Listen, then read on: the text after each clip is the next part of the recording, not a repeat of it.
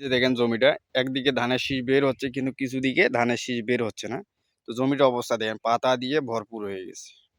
আসসালামু আলাইকুম ভিউয়ার্স, আজকে আমরা জানবো যে ধানের কাজ পর বা ধানের যখন শীষ বের হওয়ার সময় হয়ে আসবে, তো এরকম সময় যদি আপনারা অতিরিক্ত পরিমাণে ইউরিয়া প্রয়োগ করেন তাহলে কী রকম সমস্যাটা হতে পারে বা পরবর্তী ফলনটা আপনার কেমন হতে পারে এবং আপনার ধানের শীষ বের হওয়ার সময় কী কী সমস্যার সম্মুখীন হতে পারেন।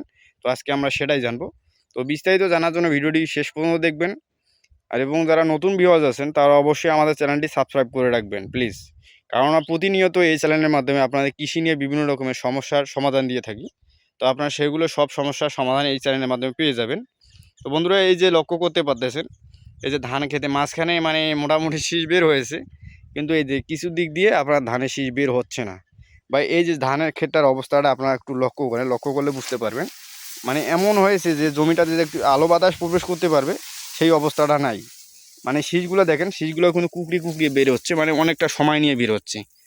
আর কোনো দিকে দেখেন শীষ বের হচ্ছে। তো এটার মূল কারণ সেটা হচ্ছে যে আপনারা অতিরিক্ত পরিমাণে যখন কাজস্থলের আগে আপনার কাজস্থল অবস্থায় যখন ইউরিয়া প্রয়োগ করবেন, তখন কী হবে, গাছটা দেখেন অতিরিক্ত পরিমাণে ধান গাছটা এখনও সবুজ হয়ে আছে। আপনারা লক্ষ্য করলে বুঝতে পারবেন, মানে পুরোপুরি জমিটা এখনও সবুজ হয়ে আছে এবং পাতার পরিমাণটা দেখেন অতিরিক্ত পাতা বেড়ে গেছে। মানে জমিটাতে যদি একটু আলো বাতাস প্রবেশ করতে পারবে সেই মানে একটা কোনো একটা ব্যবস্থা নেই।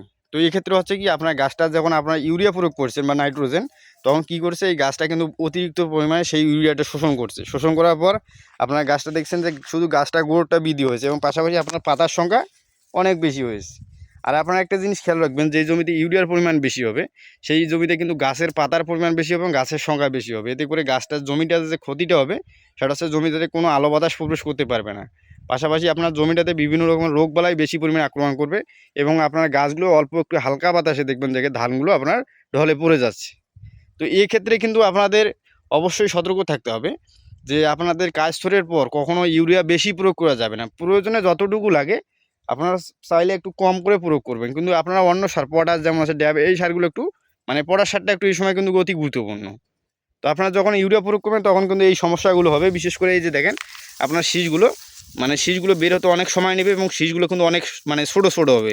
পাশাপাশি আপনার যে ধানের দানাগুলো আছে এগুলো সিটের সংখ্যাটা বেশি হবে এবং গাছটাতে দেখবেন যে ব্লাস্ট রোগের আক্রমণটা এই সময়, মানে এই জমিটা যখন সবুজ আছে একটু দেখবেন যে যেখানে ছত্রাক বা ব্লাস্ট ধরছে সেই জায়গাটা পুরোপুরি জ্বলে যাবে। কারণটা হচ্ছে এই গাছগুলো কিন্তু খুব হালকা হয়ে আছে, যে কোনো আপনার ইউরিয়া প্রয়োগ করছেন তখন থেকে কিন্তু গাছগুলো খুব হালকা হয়ে আছে। কারণ দেখেন গাছগুলো এখনও সবুজ হয়ে আছে, ঘন সবুজ এখনও আছে। তো এই যে সমস্যাটা, এটা কিন্তু আপনার মানে আপনার সঠিক সময়ে মানে কোন খাদ্য কখন দিতে হবে এই সময়টা জিনিসটা না বোঝার কারণে এই সমস্যাটা হয়েছে। তো আপনারা যারা আর কি কাজস্থল অবস্থায় ইউরিয়া অতিরিক্ত পরিমাণে দিয়েছেন তাদের জমিটাতে কিন্তু এরকম সমস্যা হয়েছে। তো এখন বোঝা যাচ্ছে যে এইদিকে শীষ বের হচ্ছে কিন্তু এইদিকে বের হচ্ছে না। তো এটার একটা মূল কারণ হচ্ছে যে আপনারা যখন এইদিকে সবুজ ছিল তখন কিন্তু এইদিকে একটু হয়তো হলুদ ছিল। তো সে কারণে উনি হয়তো এইদিকে মানে ইউরিয়াটা কম দিছে, কিন্তু এইদিকে ইউরিয়াটা শেষ সময়ে অতিরিক্ত হয়ে গেছে কাজস্থলের দিকে। তো তখন কিন্তু এই দিকের গাছগুলো একটু একটা মানে মানে ঘন হয়ে আসছে, কিন্তু এই দিকের গাছগুলো ঠিকঠাক ছিল, মানে খাদ্যটা শোষণ করার কারণে ধীরে ধীরে মানে ইউরিয়ার পরিমাণটা কমে আসছে। কিন্তু এই দিকে যে শেষ সময় মানে প্রয়োগ করছেন সেই কারণে কিন্তু শেষ সময় গাছগুলো এদিকে সবুজ হয়ে আসছে এবং আপনার শীষগুলো বের হতে অনেক সময় লাগছে এবং পরবর্তীতে দেখবেন যে এই ধানগুলোর সিডের পরিমাণটা বেশি হয় এবং পাশাপাশি দেখবেন যে আপনার ধানের যে শীষগুলো এগুলো কিন্তু অনেকটা ছোটো হয়। তো বন্ধুরা, তাদের জমিতে এরকম সমস্যা হয়েছে তারা অবশ্যই একটু পটাশ প্রয়োগ করে দেওয়ার চেষ্টা করবেন, নাহলে কিন্তু ধানগুলো আপনার ঝরে যেতে মানে হেলে যেতে পারে, একটু বাতাস হলে হেলে যেতে পারে। তো বন্ধুরা, আজকে এ পর্যন্তই। সবাই ভালো থাকবেন। ভিডিওটি ভালো লাগলে অবশ্যই আমাদের চ্যানেলটি সাবস্ক্রাইব করে রাখবেন। আসসালামু আলাইকুম।